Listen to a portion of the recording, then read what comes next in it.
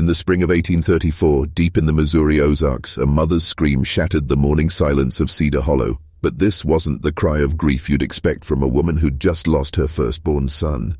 This was something else entirely, something that would make the blood of 40 frontier families run cold when they finally understood what it meant. Because Prudence Hoffman had discovered a truth so dark, so carefully buried beneath years of neighborly smiles and Christian charity, that it would drive her to acts of vengeance that historians have spent 2 centuries trying to erase from the record. What I'm about to tell you isn't just another ghost story from America's forgotten past. This is the anatomy of a conspiracy that reached the highest levels of territorial government, a web of corruption and murder that used the isolation of frontier life as the perfect cover for unspeakable acts. The official records call it a series of tragic accidents, but the surviving testimonies, the ones they tried to burn, tell a different story entirely. They speak of a systematic campaign of elimination, of children murdered for their bloodline, of a community that fed on its own weakest members like wolves circling a wounded deer. You see, Cedar Hollow wasn't just another frontier settlement carved from the wilderness. It was something far more sinister, a carefully constructed killing ground where certain families held power through methods that would make the most hardened criminal lose sleep. And Prudence Hoffman, the quiet widow they all underestimated, was about to expose every single one of their secrets. By the time autumn arrived, 3 more residents would be dead by her hand. And the truth she uncovered would prove that sometimes the only justice available is the kind you carve out with your own 2 hands. Let me paint you a picture of how power really works with she, and there's no law but what men make for themselves. Cedar Hollow in 1834 existed in that lawless space between civilization and wilderness, where a handful of families could control the fate of everyone around them simply because they'd arrived first and claimed the best land. These weren't your noble pioneers building a better tomorrow. These were predators who'd learned that isolation was the perfect camouflage for the kind of activities that would get you hanged in more civilized places. The settlement sat like a hidden wound in the Missouri Ozarks. 40 families clustered around a meeting house that served as both church and courthouse, depending on what kind of justice they were dispensing that week. The families who controlled Cedar Hollow, the Grimbys, the Stokes, even Reverend Corwin himself, they'd figured out something that most people never learn. That respectability is just another mask you wear while you do whatever it takes to maintain control. Josiah Grimby owned the largest farm and positioned himself as the community's unofficial leader, the man who settled disputes and made the decisions that kept everyone in line. But what gave him that authority wasn't his farming skills or his natural leadership. It was fear, the kind of fear that comes from knowing that crossing certain people in isolated places can result in the kind of accidents that frontier life makes so easy to arrange. Mehitable Stokes played the role of community matron, always ready with preserves and medicine for families in need. But her generosity came with surveillance. She made it her business to know every detail of her neighbors' lives, cataloging weaknesses and secrets that could be weaponized when the need arose. And Reverend Silas Corwin, he provided the spiritual authority that made all of it seem righteous. After all, who questions a man of God when he takes special interest in power? Certain families, especially when that interest seems motivated by Christian charity, these 3 had created a perfect system of control, using the natural dependencies of frontier life to build a network of power that went far deeper than anyone realized. But here's what they hadn't counted on. Sometimes the prey fights back. And sometimes, when you push a mother too far, when you threaten what she loves most in this world, you create something far more dangerous than anything your careful systems of control are designed to handle. Prudence Hoffman was about to become their worst nightmare. A woman with nothing left to lose and everything to avenge. The first crack in their perfect system came on that March morning when 12-year-old Thomas Hoffman's broken body was found at the base of Miller's Bluff. The official story was simple: a tragic accident, a boy who slipped on wet limestone while checking his rabbit snares in the pre-dawn darkness. These things happened on the frontier. Life was hard and death came easy to those who weren't careful enough, weren't strong enough, weren't lucky enough to survive another day in the wilderness. But Prudence Hoffman saw through their lies from the very beginning. not because she was smarter than everyone else, but because she was paying attention in ways that grief makes possible. When you lose everything that matters, your mind becomes a weapon. Every detail burns itself into your memory with perfect clarity. Every inconsistency stands out like blood on fresh snow. She noticed that Thomas's footprint stopped 20 feet from the cliff's edge, as if he'd been startled by something approaching from behind. She saw the hobnailed boot prints that belonged to no one in her family, deep impressions that spoke of a heavy man who'd been waiting in the darkness for her son to arrive. Most damning of all were the defensive wounds on Thomas's hands and forearms, scrapes and cuts that told the story of a desperate fight for his life. The rabbit snares hung undisturbed, their bait still froze. Esh! Thomas had never reached his destination because someone had been waiting for him on the trail, someone who knew his routines, his habits, the exact time he checked his traps each morning, someone who'd been asking questions about the boy for weeks before his death. This is where the story gets truly dark, where we start to understand the machinery of evil that was operating beneath Cedar Hollow's peaceful surface. Because Thomas Hoffman wasn't killed randomly, he was eliminated, and the reason why cuts to the heart of how power protects itself when its secrets are threatened by the next generation. You see, Samuel Hoffman, Thomas's father, hadn't just been another frontier settler trying to scratch out a living in the Missouri wilderness. Before his death from lung fever 3 years earlier, Samuel had worked the small iron ore deposits that provided one of the few sources of hard currency in the settlement.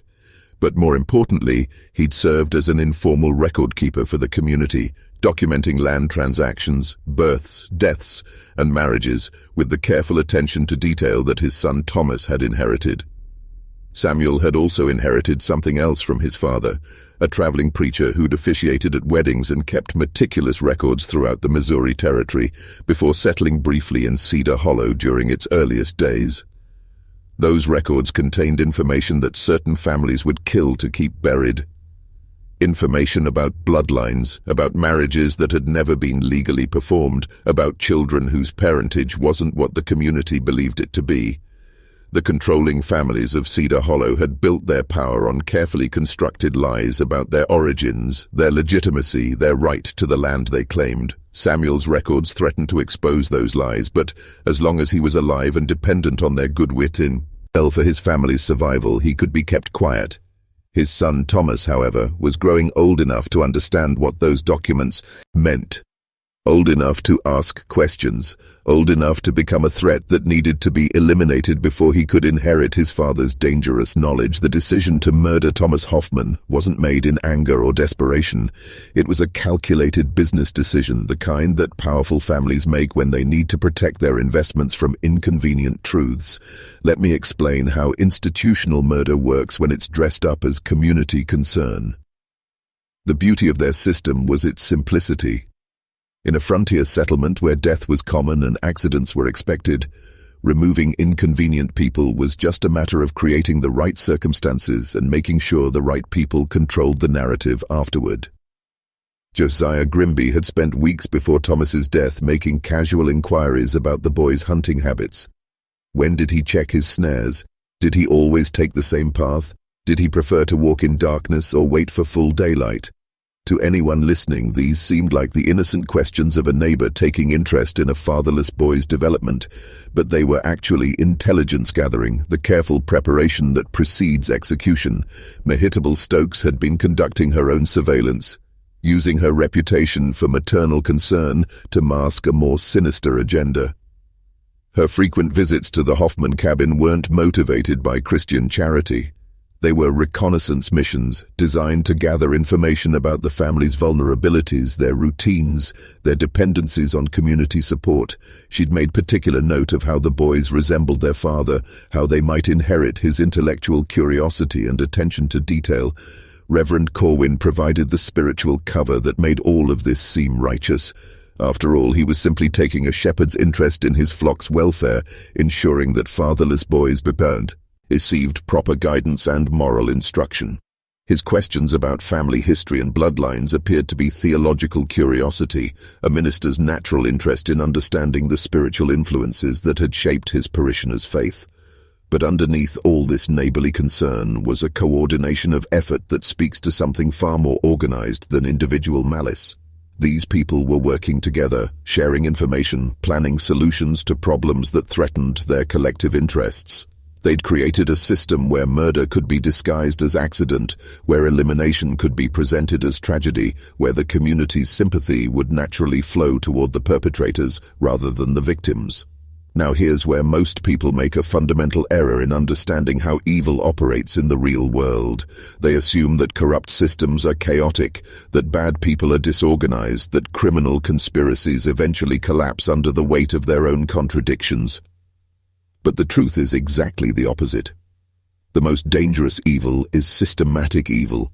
The kind that builds institutions, creates procedures, establishes protocols for eliminating threats while maintaining the appearance of respectability.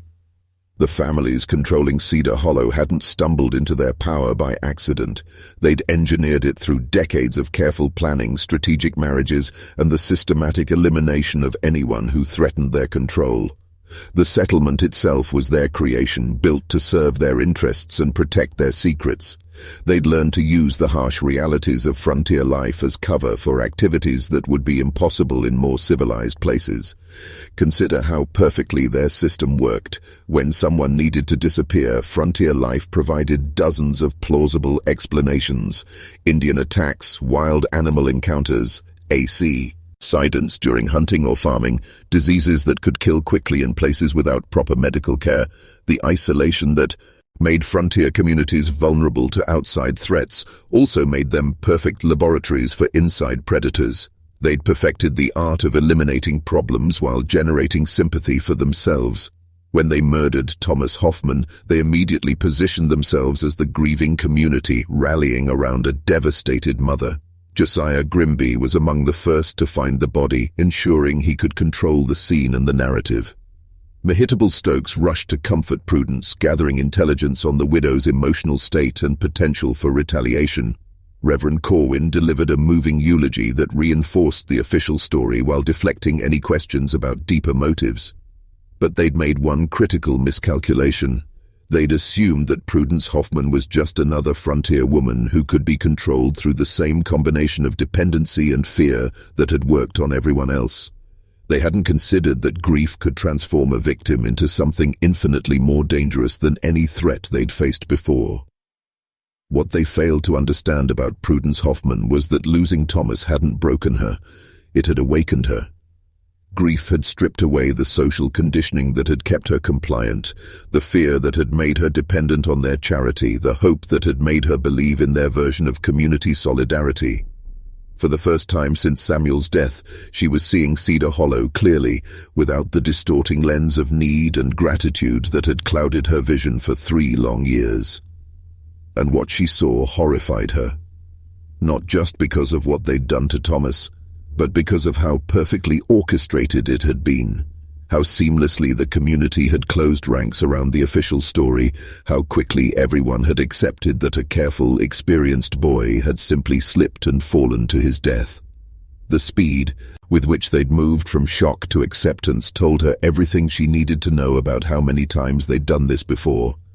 She began to remember things differently, to see patterns that had been invisible when she was focused on survival and raising her children. Samuel's death 3 years earlier, had that really been lung fever, or had he finally become enough of a threat that he needed to be eliminated? The timing had been convenient, coming just as Thomas was reaching the age where he might begin to understand his father's records and their implications for Cedar Hollow's power structure.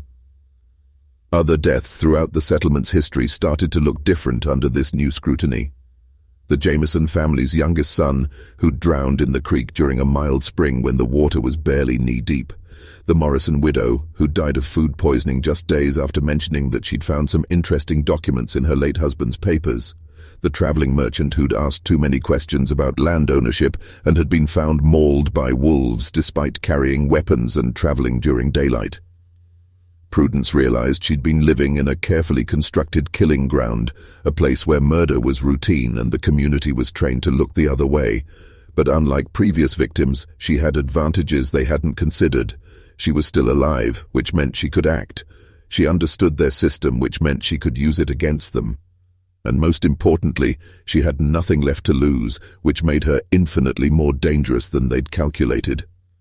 The transformation of a victim into an instrument of vengeance is one of the most terrifying processes in human psychology. When someone crosses that line, when they stop trying to work within a corrupt system and start planning to destroy it, they become something that civilized society isn't equipped to handle. Prudence Hoffman was about to demonstrate why pushing certain people too far creates monsters that make their creators look like amateurs. She began her campaign of justice with the methodical precision of someone who'd learned patience through years of powerlessness. This wasn't going to be emotional revenge, it was going to be systematic elimination using the same tools and techniques that had been used against her family. If Cedar Hollow's controlling families could disguise murder as accident, then she could do the same thing. If they could use the community's trust against their victims, then she would exploit that same trust to destroy them. Her first advantage was invisibility. They dismissed her as just another grieving mother who would eventually accept their version of events and return to her role as a grateful dependent. They expected tears and submission, not calculation and preparation. This blindness to her true capabilities would cost them dearly, because while they were congratulating themselves on successfully eliminating the Thomas problem, she was studying their methods and preparing to turn those same methods against them. Her second advantage was knowledge. 3 years of dependency had given her unprecedented access to their private conversations, their family routines, their individual vulnerabilities. She knew when Josiah Grimby made his solitary morning rounds of his property. She understood Mehitable Stokes's schedule of visits to various families throughout the settlement. She'd observed Reverend Corwin's habits of private prayer and meditation in the cemetery behind the meeting house. Most importantly, she understood their psychology. They were predators who'd grown comfortable in their hunting ground, confident that their system of control made them untouchable. They'd forgotten the most basic rule of the wilderness. There's always something higher on the food chain, and it's usually the thing you least expect. May brought the calm end of false spring warmth that makes the Missouri Ozarks seem almost civilized when wildflowers carpet the forest floor and the harsh realities of frontier life can seem temporarily suspended by nature's brief moment of beauty. But beneath this seasonal renewal, Prudence Hoffman was preparing for a harvest of an entirely different kind. Benjamin, her 9-year-old middle son, had always been the quieter of her boys, possessed of an intelligence that impressed even Cedar Hollow's most educated residents. Unlike Thomas, who'd inherited Samuel's straightforward reliability, Benjamin had a gift for observation and analysis that made him dangerous in ways the controlling families were only beginning to understand. He'd started asking questions about his brother's death, pointed, specific questions that demonstrated he understood far more about the inconsistencies in the official story than a child his age should have been able to grasp. The decision to eliminate Benjamin wasn't made hastily, but it was made inevitably. If Thomas had been dangerous because of what he might inherit, Benjamin was dangerous because of what he was already figuring out on his own. His questions were making other families uncomfortable, planting seeds of doubt in a community that depended on everyone accepting the official version of events without examination. Mehitable Stokes volunteered to handle the Benjamin problem, and her method revealed the sophisticated understanding of psychology that made these people so effective at what they did. Rather than another accident, she would use Benjamin's intelligence against him, turning his curiosity into the instrument of his own destruction. She invited Benjamin to join her for what she described as a special educational opportunity, a chance to learn about the medicinal plants that grew wild throughout the Ozark forests. For a curious boy who'd been and asking difficult questions, the offer seemed perfectly reasonable. Mehitable was known throughout the settlement for her knowledge of herbal remedies, and her offer to share that knowledge appeared to be exactly the kind of guidance that a fatherless boy needed. The beauty of Mehitable's plan was its complete believability.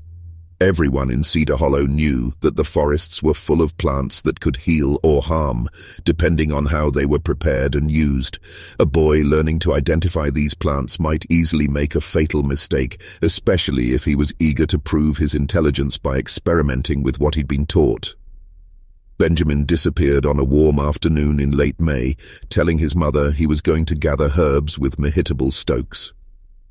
Prudence watched them walk toward the forest together, the older woman's hand resting protectively on her son's shoulder in a gesture that anyone observing would interpret as maternal care. But Prudence was no longer anyone.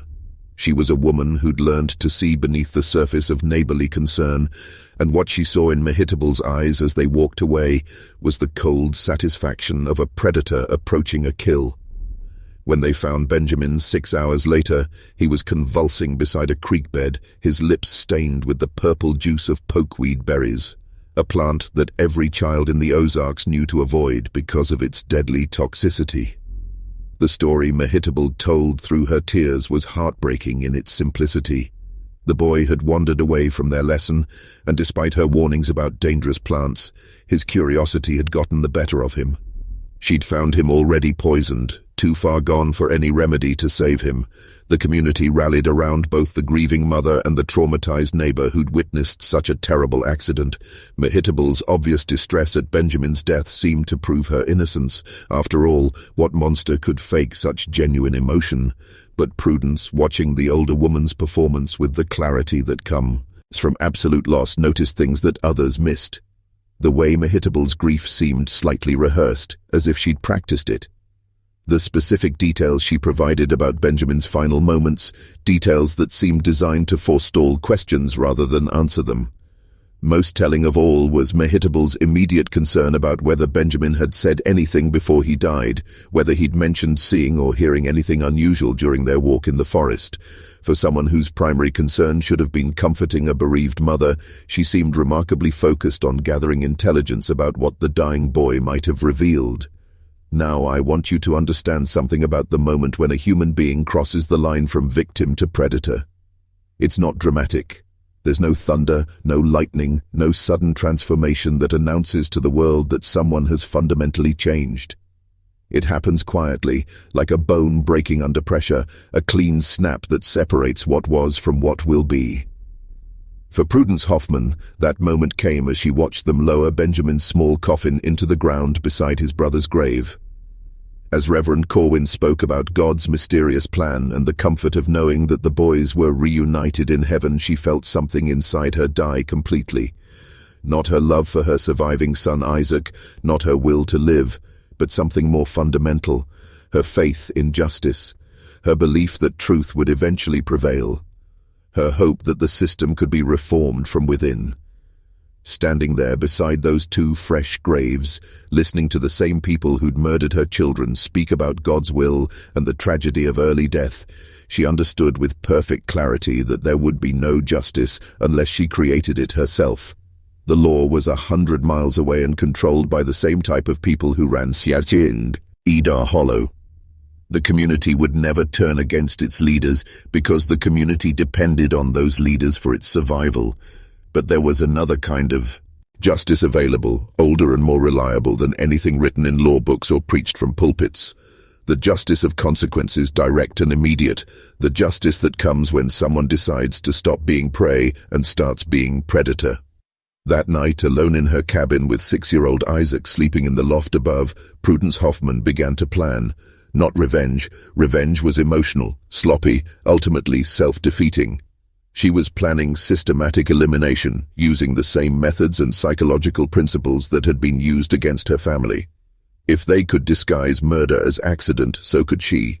If they could use the community's trust as a weapon, she would turn that same weapon against them. The first rule of successful predation is patience. The second rule is preparation. The third rule, and this is the one that separates amateurs from professionals, is making sure your prey never realizes they've become prey until it's far too late to escape. Prudence spent the summer of 1834 conducting her own intelligence operation, using her status as a grieving mother to move through Cedar Hollow's social networks without attracting suspicion. People expected her to be withdrawn, emotionally fragile, dependent on their support and guidance. They had no idea they were dealing with someone who'd learned their game well enough to play it better than they did.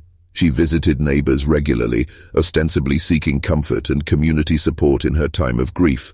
But these visits had a different purpose. She was mapping their routines, cataloging their habits, identifying their vulnerabilities.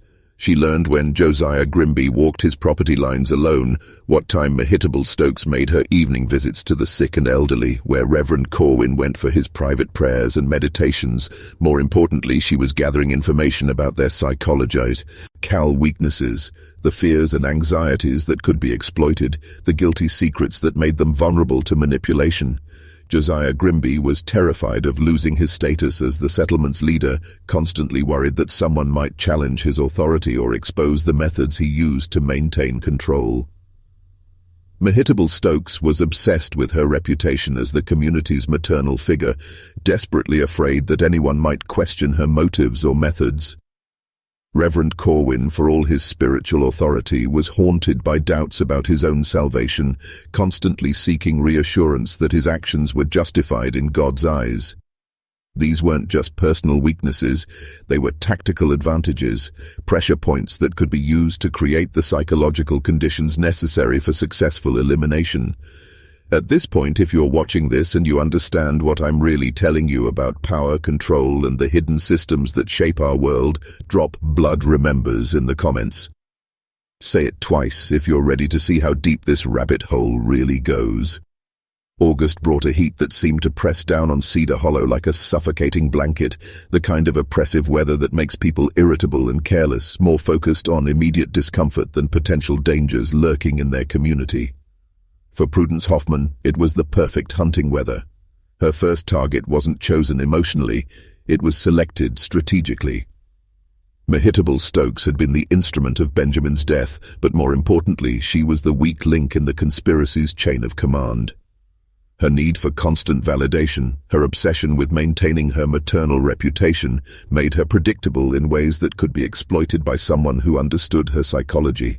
Mehitable had a routine of evening visits to the settlement's elderly and infirm, carrying soup and medicine to those who couldn't care for themselves. It was the kind of charitable work that reinforced her status as Cedar Hollow's unofficial angel of mercy, and she never missed an opportunity to be seen performing these acts of kindness. But this predictability created opportunities for someone patient enough to use it against her. Prudence began joining Mehitable on these visits, explaining that caring for others helped ease her own grief over the loss of her boys. The older woman welcomed the company and, more importantly, welcomed the opportunity to monitor Prudence's emotional recovery and ensure that she wasn't developing any inconvenient suspicions about recent events. What Mehitable didn't realize was that she was training her own executioner, teaching Prudence the routes to isolated cabins, the timing of visits that would leave them alone in the forest for extended periods, the locations where screams wouldn't be heard and bodies might not be found for days. Every act of trust was providing intelligence that would eventually be used to destroy her. The irony was perfect. Mehitable Stokes, who'd spent years using charitable work as cover for surveillance and elimination, was now being surveilled by someone who'd learned to use the same methods against her. The evening Mehitable Stokes died began like dozens of others, with the two women walking together through the forest paths that connected Cedar Hollow's scattered homesteads. They were carrying soup and medicine to old Garrett Mason, a former trapper who lived alone in a cabin 2 miles from the main settlement and suffered from the lung disease that had killed so many men who'd spent their lives breathing smoke and dust. Mehitable chattered constantly during these walks, partly from nervousness. She was always slightly uncomfortable around Prudence now, sensing some change in the younger woman without being able to identify what it was, and partly from habit. She'd learned long ago that keeping up a constant stream of conversation made it easier to control what topics were discussed and what questions weren't asked. But tonight, her nervousness worked against her. She was so focused on filling the silence that she didn't notice when Prudence stopped responding to her comments, didn't realize that the younger woman had fallen several steps behind, didn't sense the change in atmosphere that should have warned her that she was no longer the predator in this relationship. The trail they were following wound through a narrow ravine where limestone cliffs rose on both sides, creating natural walls that trapped sound and blocked visibility from the main settlement.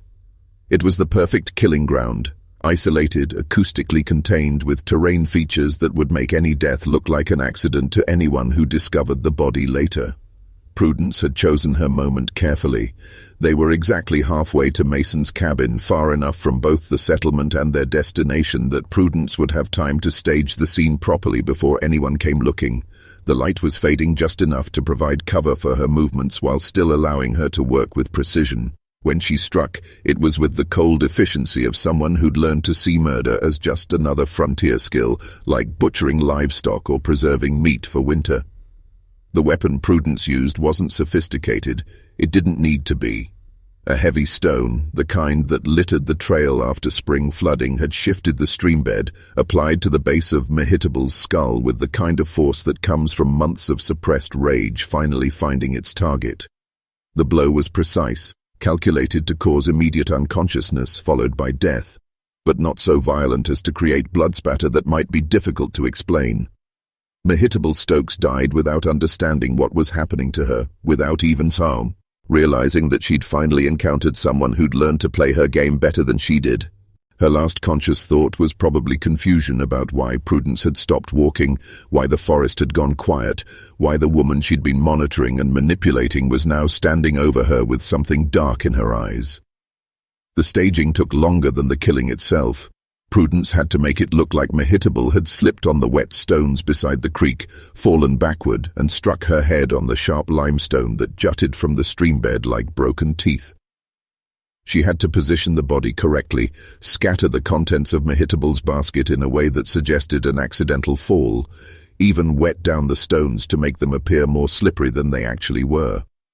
Most importantly, she had to create the right emotional context for her own role as discoverer of the body. When she ran back to Cedar Hollow screaming for help, she needed to appear appropriately shocked and traumatized, grieved by the loss of the woman who'd been supporting her through her own tragic losses. The performance required her to become someone else entirely, the helpless widow who'd been dependent on Mehitable's guidance and support, devastated by this new tragedy that seemed to compound her existing grief. She had to summon tears on command, maintain the right level of hysteria throughout the search and recovery, even collapse dramatically when they carried Mehitable's body back to the settlement. But underneath the performance, she was calculating, watching faces, noting reactions, gathering intelligence about how the remaining conspirators were processing this development and what it might mean for their future plans. The community's response to Mehitable's death revealed exactly how well trained they were in accepting official explanations for suspicious events. Within hours of the body's discovery, everyone had settled on the same story: a tragic accident, an unfortunate. A slip on wet stones, the kind of mishap that could happen to anyone walking forest trails after dark.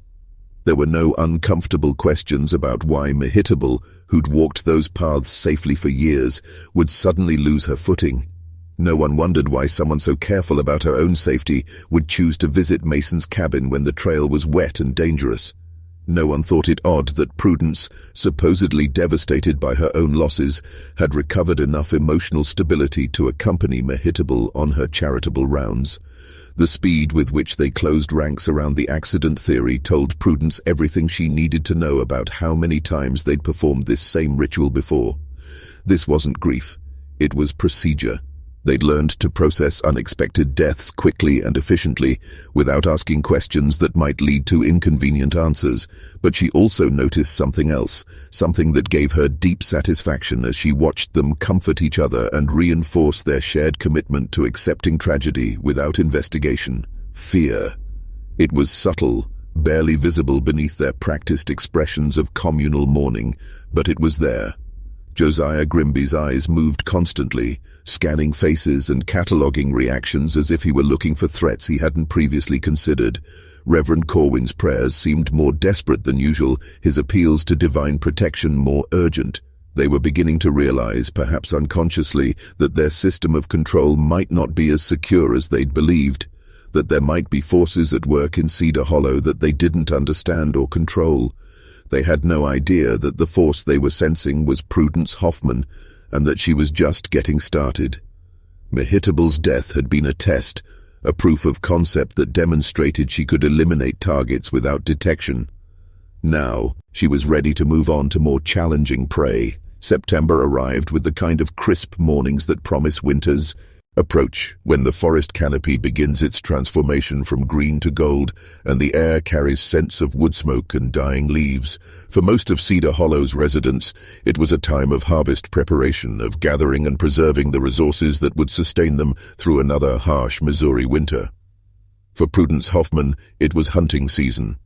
Josiah Grimby had grown more cautious since Mehitable's death, varying his routines and avoiding the kind of predictable patterns that made targets vulnerable. But caution based on vague anxiety is different from caution based on actual understanding of the threat, and Grimby still didn't realize that his real enemy was the grieving widow he'd been monitoring and manipulating for months.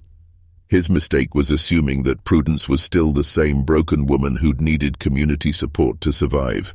He continued treating her as a potential problem to be managed rather than an active threat to be eliminated, and that blindness to her transformation would cost him everything. Grimby's weakness wasn't emotional, it was professional. As Cedar Hollow's unofficial leader, he'd built his authority on the assumption that he was always the smartest person in any room, always thinking several moves ahead of potential challengers. His ego wouldn't let him consider that someone he'd dismissed as insignificant might have learned to outplay him at his own game. Prudence exploited this blind spot by feeding his sense of superiority, playing the role of the grateful widow seeking his guidance and protection. She asked for his advice about managing her late husband's property, expressed concern about her ability to protect young Isaac without male guidance, even hinted that she might need to consider remarrying for financial security. Each conversation provided her with intelligence about his thinking, his plans, his assessment of potential threats to Cedar Hollow's power structure. More importantly, it reinforced his belief that she was still controllable, still dependent on his approval and support. The morning Josiah Grimby died, he thought he was meeting with Prudence Hoffman to discuss her future in Cedar Hollow, specifically her potential marriage to a widower from a neighboring settlement who would take her and Isaac away from the community permanently. It was the perfect solution to the problem she represented: removal without elimination, exile disguised as opportunity.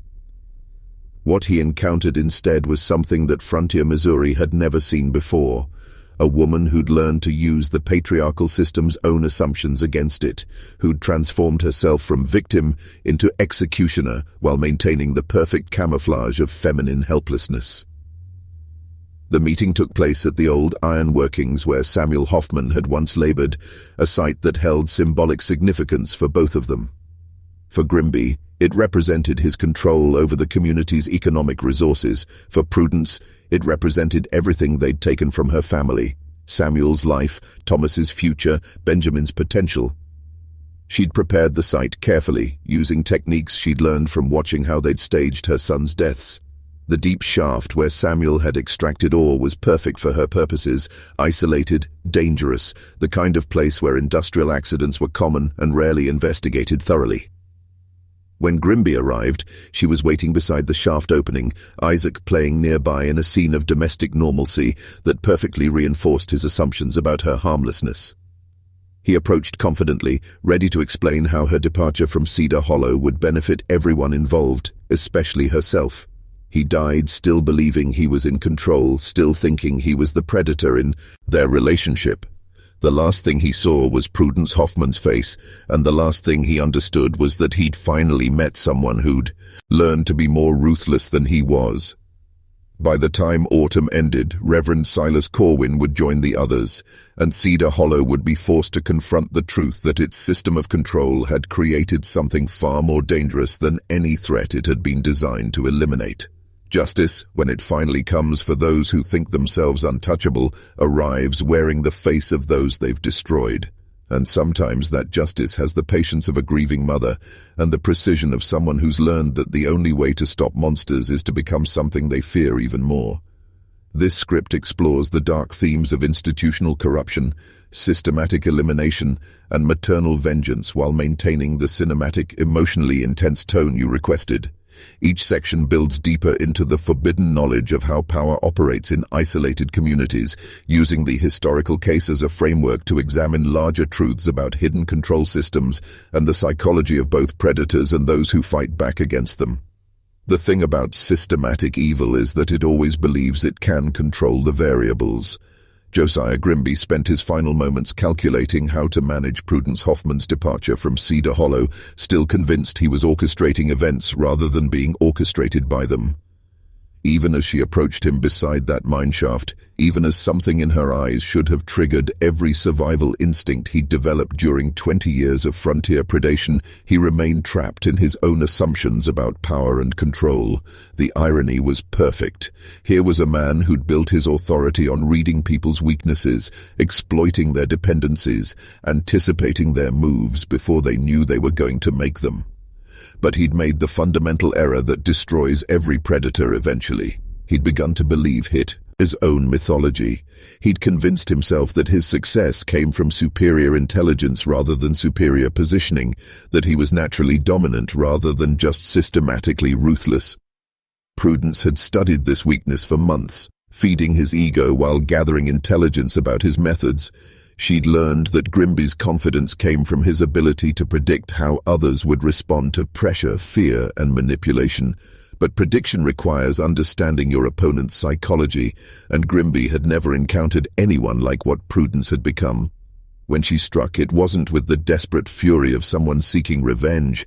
It was with the cold precision of someone implementing justice according to a moral code that transcended frontier law. She'd moved beyond personal vendetta into something far more dangerous: systematic correction of an imbalanced system.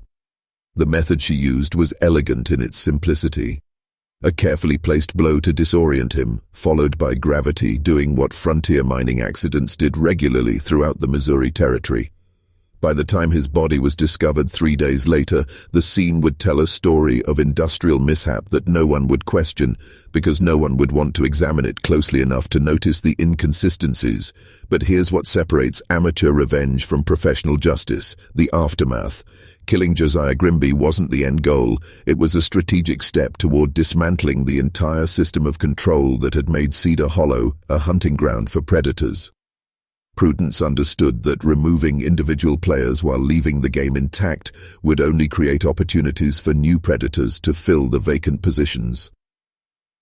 The psychological impact of Grimby's death rippled through Cedar Hollow's power structure like cracks spreading through ice under pressure.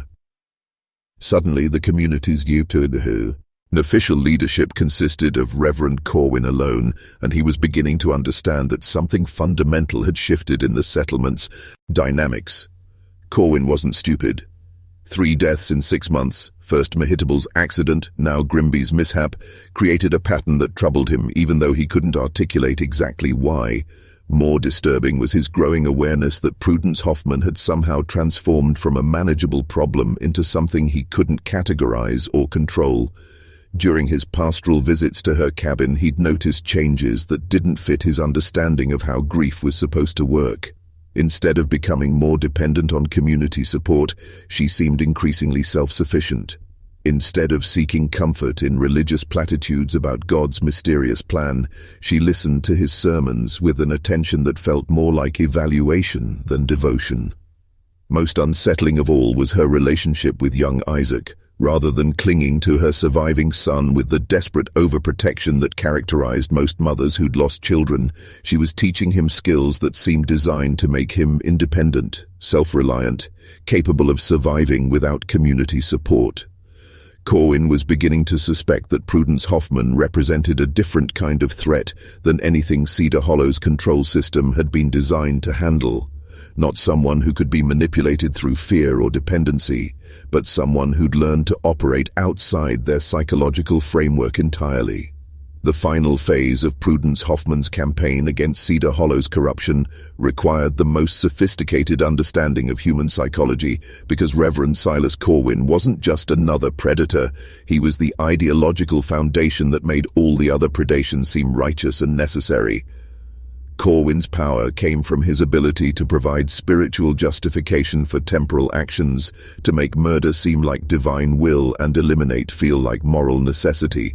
He was the voice that told Cedar Hollow's residents that their system of control was ordained by God, that the elimination of inconvenient people was part of a larger plan that mortal minds couldn't fully comprehend.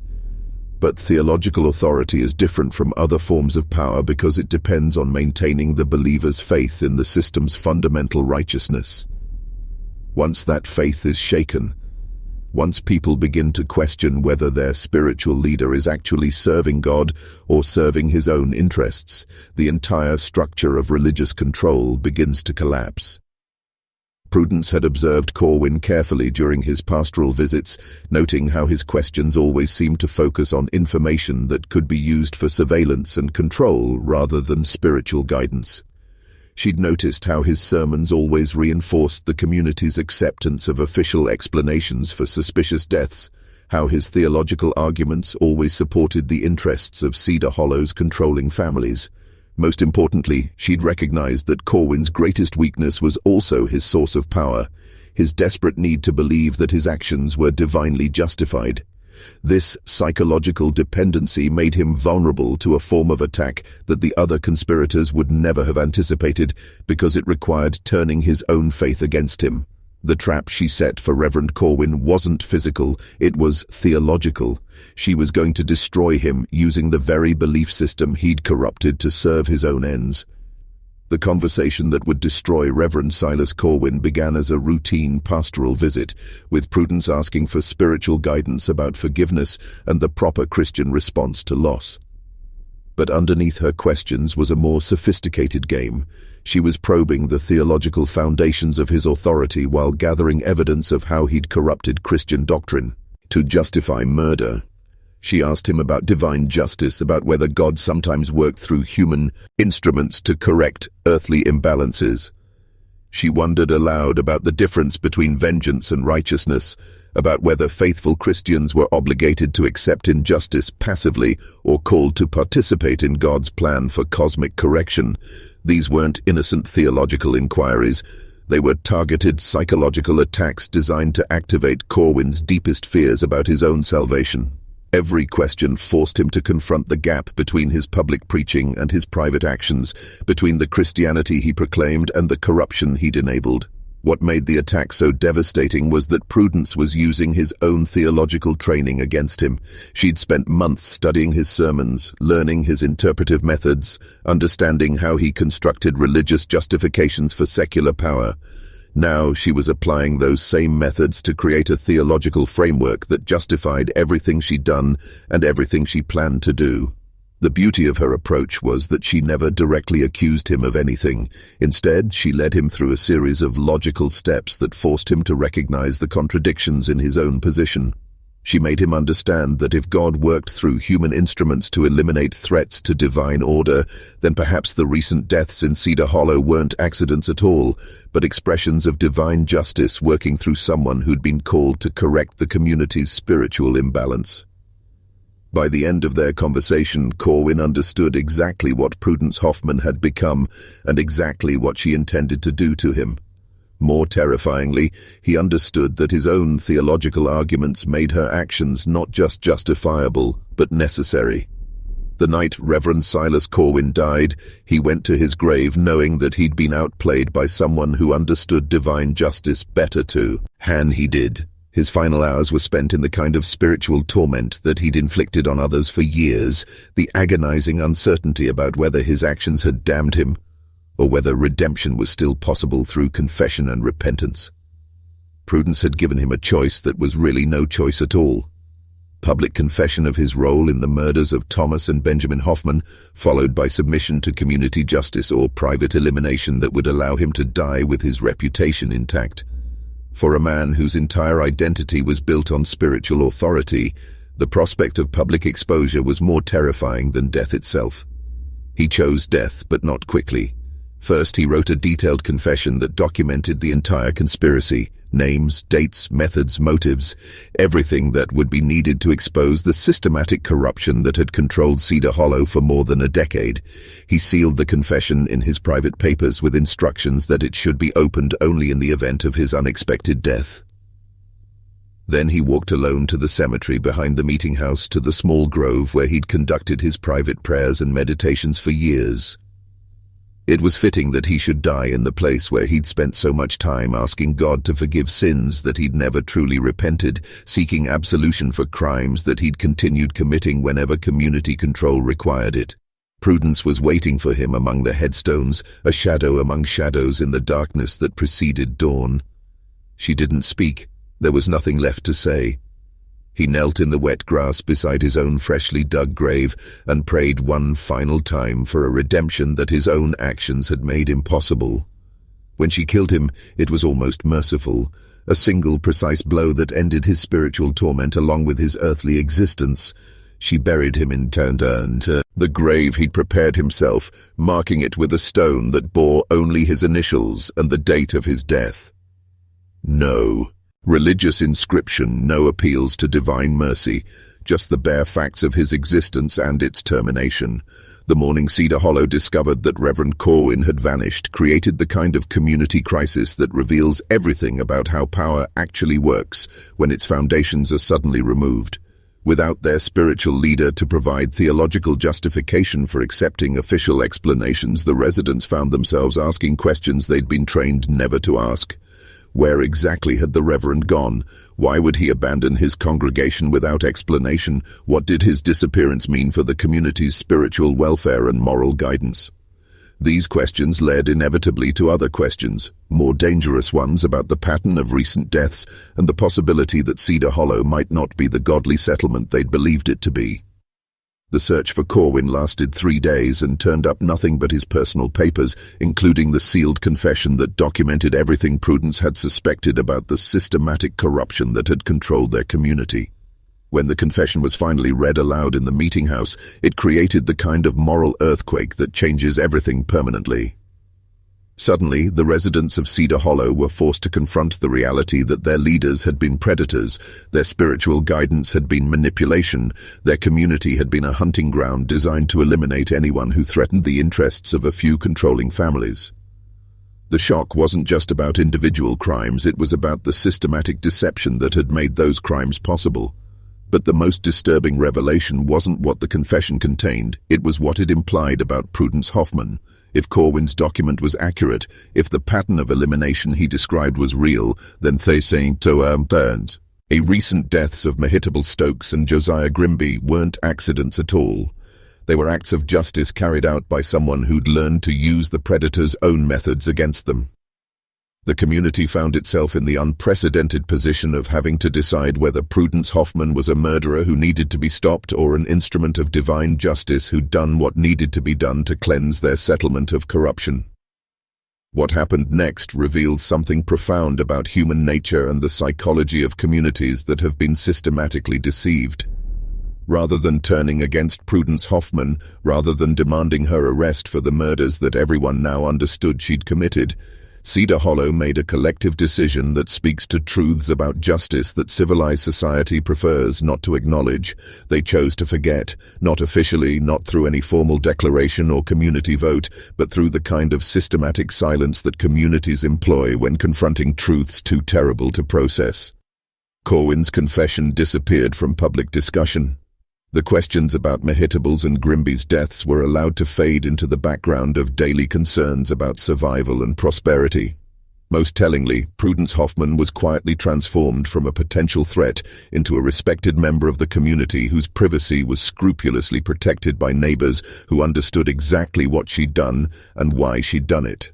The widow who'd been dependent on community charity became the woman who was never bothered by unwelcome visitors, never troubled by questions about her past, never asked to explain her methods or motivations. This wasn't forgiveness. It was recognition. Recognition that sometimes justice operates outside legal systems, that sometimes the only way to stop systematic evil is through systematic eliminating. That sometimes the prey becomes predator not from malice but from necessity. The children of Cedar Hollow grew up hearing whispered stories about the widow who'd cleaned house when cleaning needed to be done, who'd used the predator's own methods to restore balance to a system that had been corrupted beyond legal repair.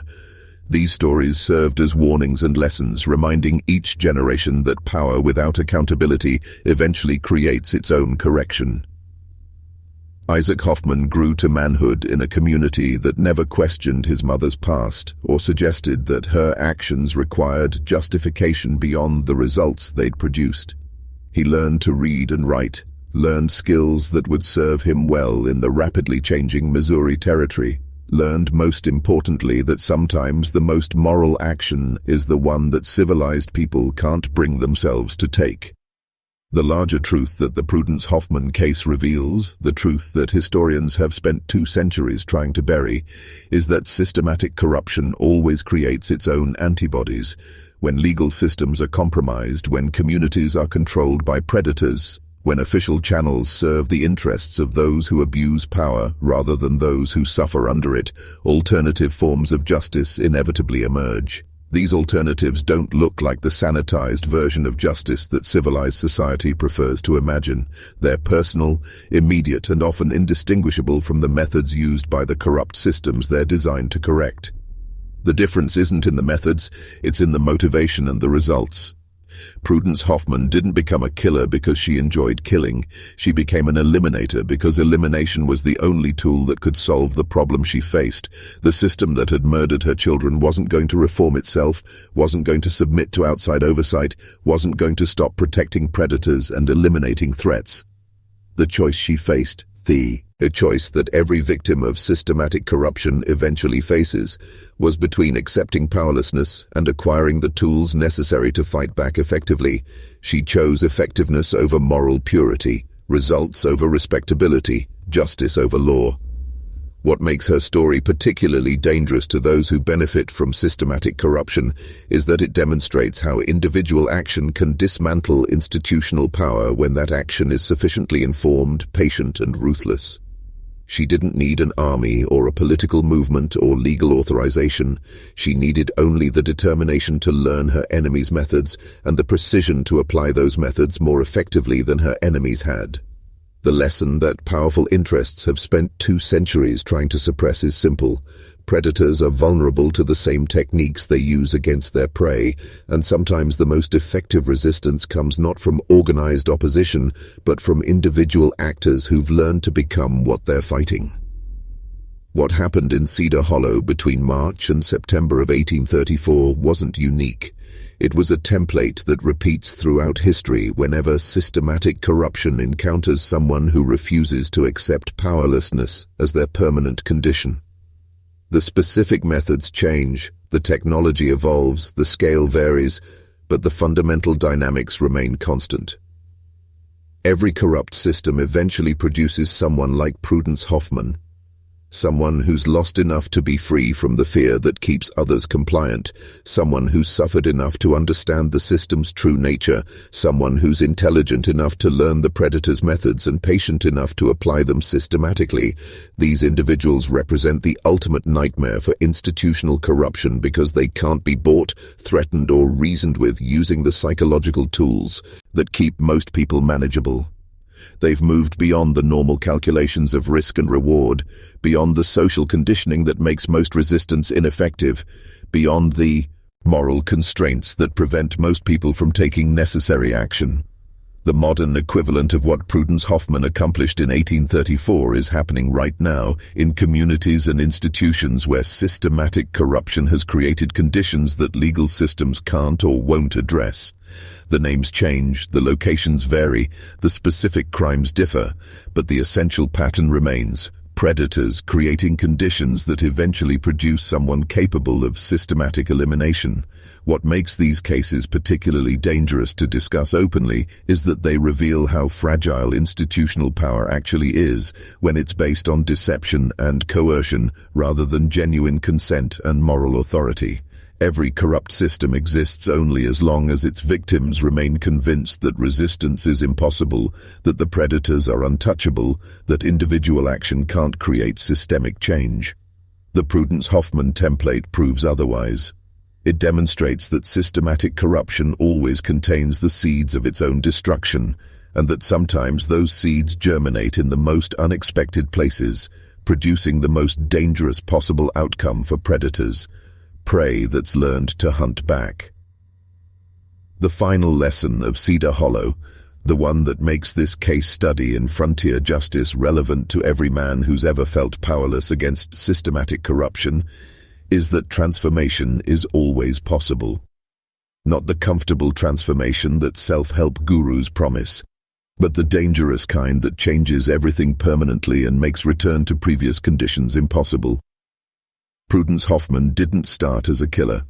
She started as a victim, someone who'd accepted dependency and powerlessness as the price of survival in a hostile environment. What changed her wasn't inspiration or motivation or positive thinking, it was necessity. The systematic elimination of everything she experienced forced her to choose between permanent victimhood and permanent transformation into something that her enemies couldn't predict, control, or eliminate. This is the transformation that every corrupt system fears most. The moment when victims stop trying to work within the system and start working to replace it entirely.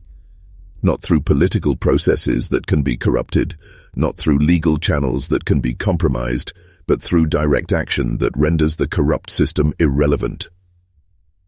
The men who controlled Cedar Hollow made the same mistake that powerful interests make in every generation. They assumed that their victims would remain victims, that dependency would ensure compliance, that fear would prevent effective resistance. They never considered that systematic abuse eventually produces individuals who've learned to operate outside their control mechanisms entirely. When you push someone beyond their breaking point, when you eliminate everything they have to lose, when you force them to choose between destruction and transformation, sometimes you create something far more dangerous than anything you were trying to prevent.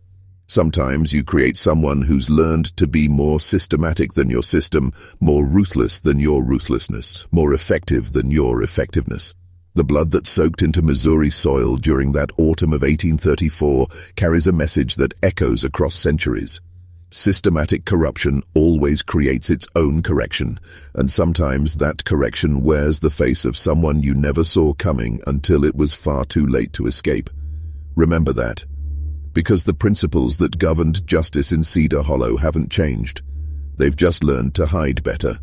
The winter of 1834 descended on Cedar Hollow like a shroud, bringing with it the kind of cold that reaches into your bones and reminds you that survival isn't guaranteed, that death is always closer than comfort in places where civilization is still just a thin veneer over primordial wilderness. But for the first time in more than a decade, the settlement's residents slept peacefully, knowing that the predators who'd hunted among them were gone.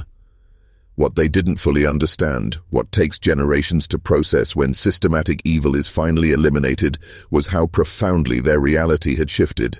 They'd lived so long under the psychological control of the Grimby-Stokes-Corwin conspiracy that they'd forgotten what normal community life actually felt like. The constant undercurrent of fear, the careful watching of words and actions, the awareness that certain questions couldn't be asked and certain truths couldn't be acknowledged, all of that had simply vanished. Children played without the invisible boundaries that had previously kept them away from certain areas, certain people, certain topics of conversation.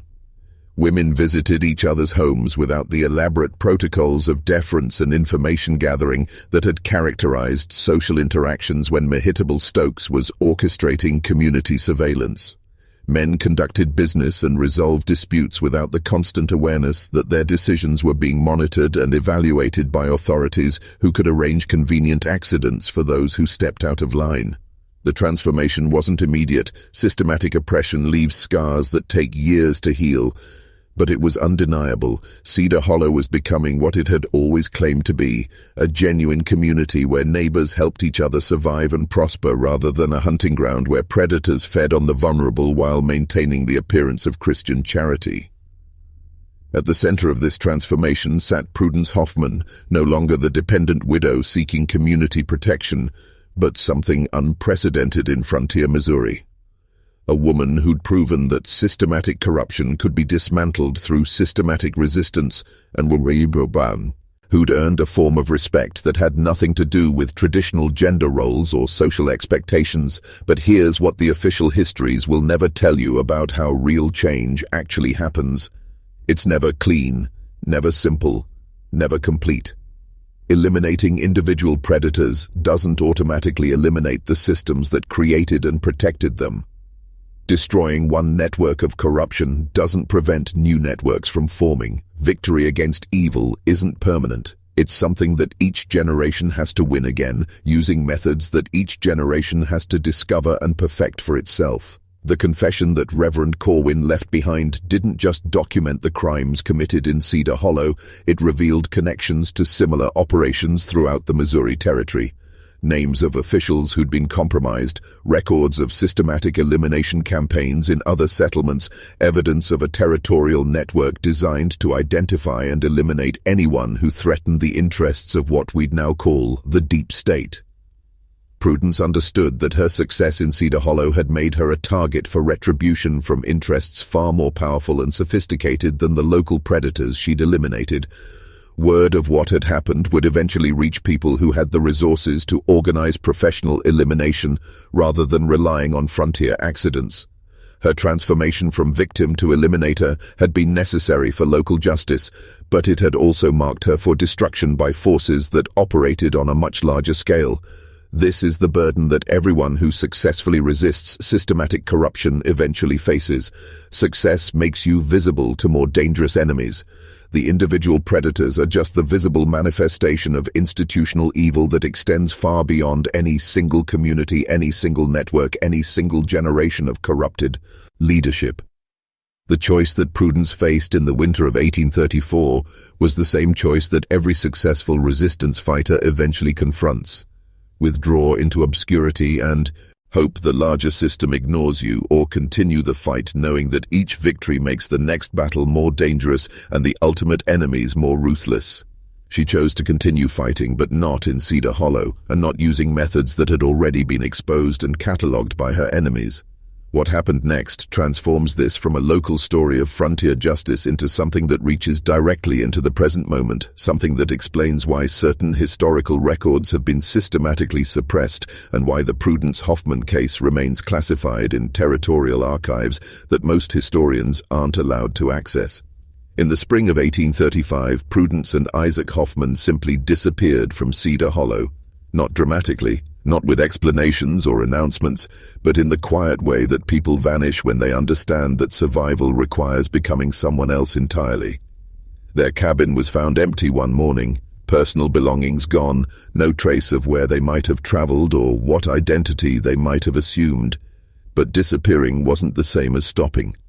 Over the following decades, a pattern emerged throughout the Missouri Territory and beyond, a pattern of corrupt officials dying in suspicious accidents, of predatory networks being systematically dismantled, of communities suddenly finding themselves free from the kind of institutional oppression that had previously seemed permanent and unchangeable.